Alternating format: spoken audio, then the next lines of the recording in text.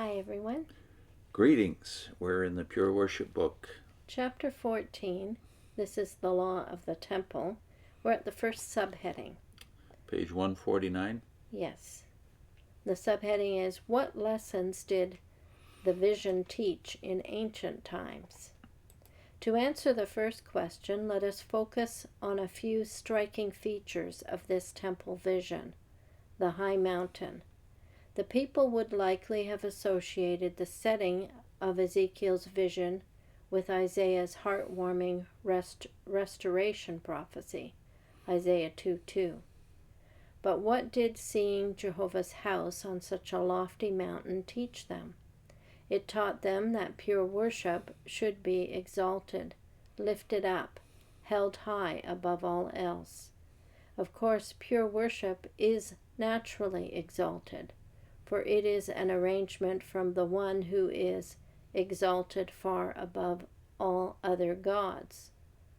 But people have not been doing their part. The people had not been doing their part. For centuries, they had repeatedly allowed pure worship to become debased, abandoned, polluted. Seeing God's sacred house exalted, lifted up to a well-deserved position of glory and prominence surely moved right-hearted ones to feel ashamed. I'm reading from the screen. Mm-hmm. The paragraph is headed, The Lofty Gates. Early in the vision, Ezekiel watched his angelic guide measuring the gates. Those structures were about 100 feet in height. There were guard chambers within those entryways. What might all of this have suggested to those who studied this plan? Jehovah told Ezekiel, pay close attention to the entryway of the temple. Why? Because the people had been bringing individuals who were uncircumcised in heart and flesh right into God's sacred house of worship. The result? They profane my temple, Jehovah said. This is all from Ezekiel 44, verses 5 and 7. Those who were uncircumcised in flesh had failed to obey a clear command from God that went back to the days of Abraham. But those who were uncircumcised in heart had a worse problem. They were stubbornly rebellious, unresponsive to Jehovah's direction and guidance. Such people should not have been allowed to enter Jehovah's sacred house of worship. Jehovah hates hypocrisy, and his people had allowed hypocrisy to flourish in his house. The gates and guard chambers in the visionary temple clearly taught the lesson: no more of such abuses. The lofty standards for entry into God's house must be upheld. Only then would Jehovah bless the people's worship. Well, in their zeal to understand what all the symbols mean, they're looking at the walls and they're looking at the boundaries. That is, they're looking at the ways in which they can benefit by this, and they're thinking that the Jews saw it the same way, but of course the Jews didn't. They realized that the whole purpose of the temple is the altar. This is how you obtain forgiveness. Generation after generation, and for your entire life, is necessary for these animals to be sacrificed so that you can be forgiven day by day. So they say at the end of this last one, Jehovah bless the people's worship. But their worship was not sitting in a kingdom hall hearing somebody speak. They were going up to an altar and offering sacrifice because they were aware they weren't pure. Their own sins. They were sinners. This was a constant reminder of their own neediness. In other words, they were not forgiven and they didn't have eternal life. Yeah, so sacrifice is necessary for sin. So this is not about Jehovah's high standards, because that creates the impression that the whole book of Ezekiel is about you being a pure worshiper. And that you could achieve it. The whole book is about you not being a pure worshiper, and that you need a Redeemer must come.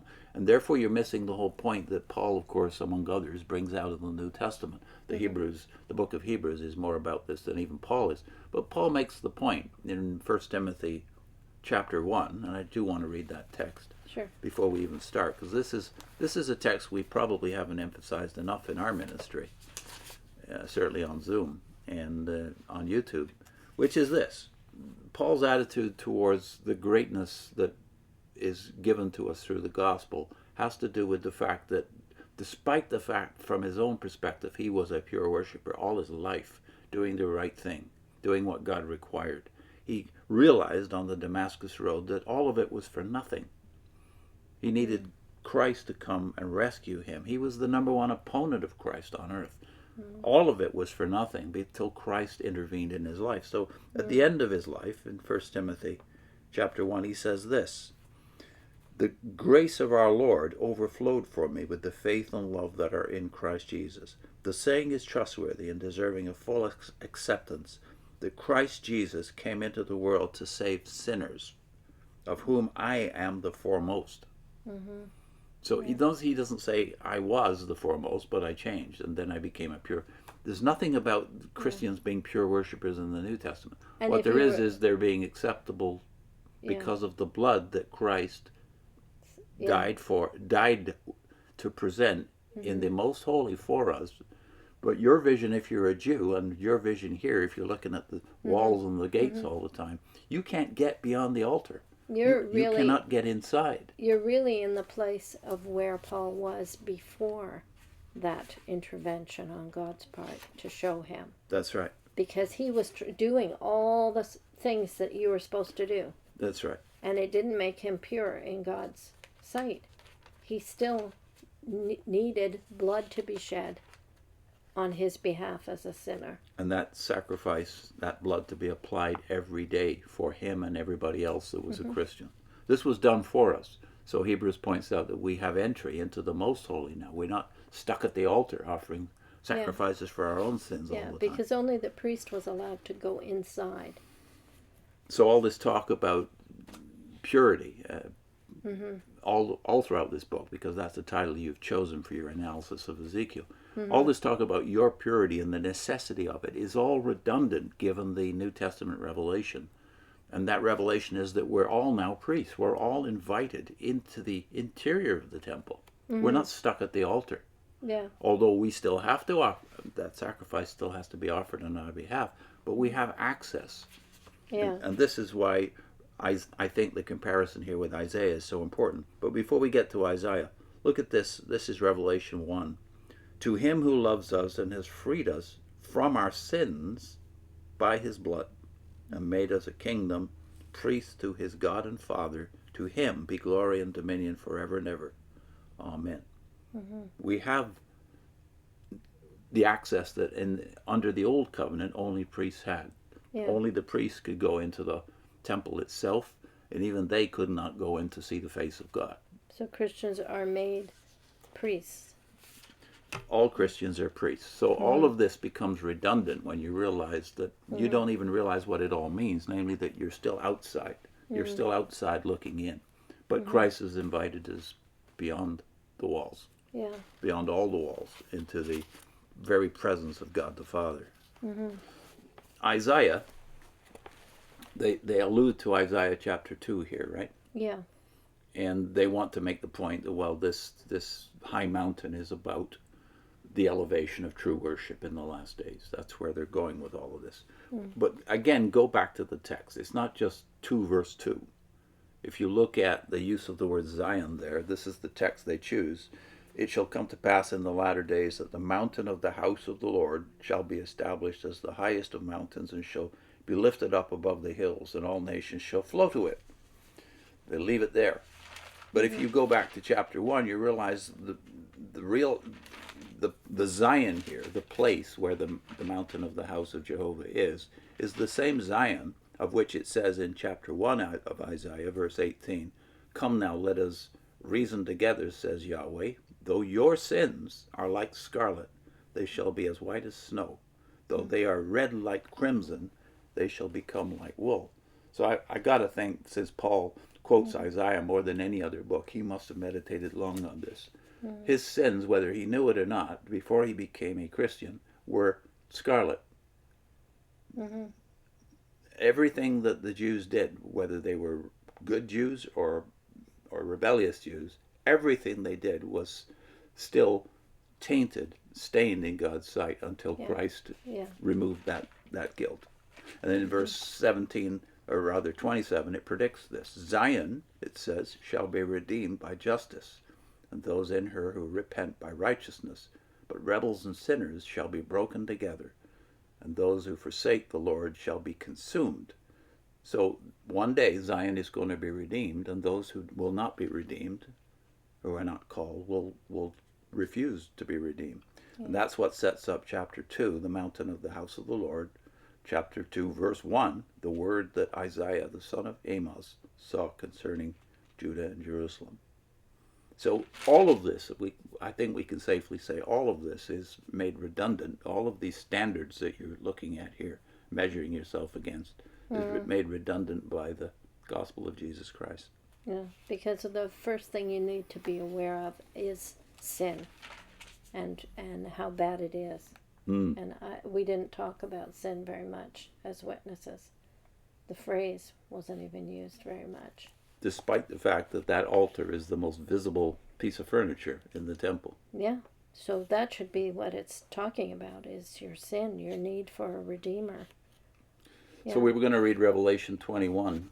Yeah. Just to show you what you're missing if you're a Jehovah's Witness. Yeah. Revelation 21, well, you're familiar with that, right? But 22 you need to put in to explain 21. And I don't ever remember reading 22 to anyone at the door, but I do remember reading this hundreds of times. Oh, yeah, me too.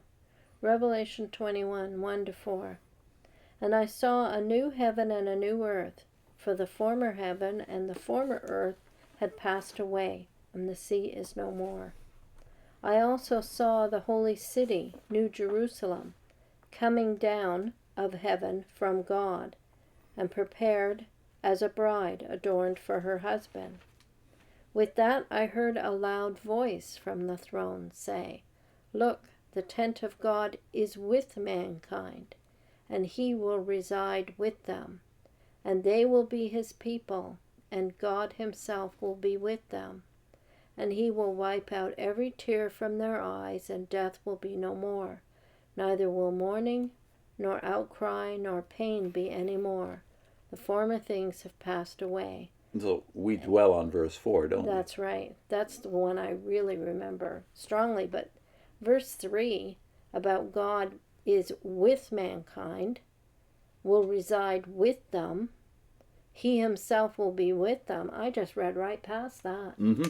I didn't believe it, obviously. Me too. I did not think he was going to be with us. So you could think then of the tabernacle with the tent of God, etc. You might imagine that if you're a JW and just think, spiritually. Well, this is all to be spiritually applied. And still we can't see God because he's inside, right? He's really inside. Mm-hmm. Only the high priest can see. So you may have had such thoughts. But chapter 22, this is where 22 explains 21. Yeah. It's not talking metaphorically here. Yeah. So 22, 1-4, same verses.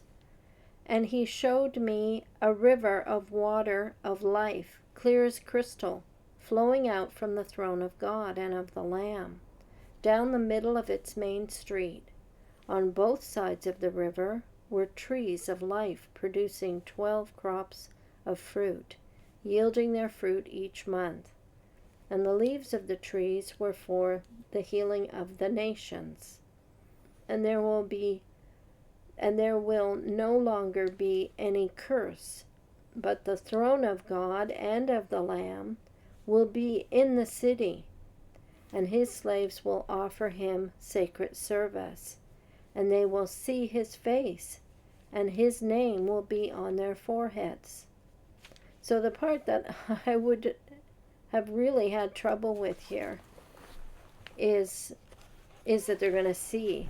Even anybody would be a problem for a witness. Like, who are you going to see? But the fact here is that it talks about how many thrones? One the throne of God and of the Lamb. So that seems like one throne, but two on it. You might imagine two thrones, but it's the throne, singular. Mm-hmm. Yeah. And then his servants will worship him. Who's him? Yeah, it's talking about two, and it says him. See his face and his name. So if you imagine Jehovah and Jesus sitting next to each other, if that's what you think of in your head, then which face are you seeing? Yeah, I know. It doesn't say them. They don't offer them sacred service, and they don't it's not like they see their faces and their names on them.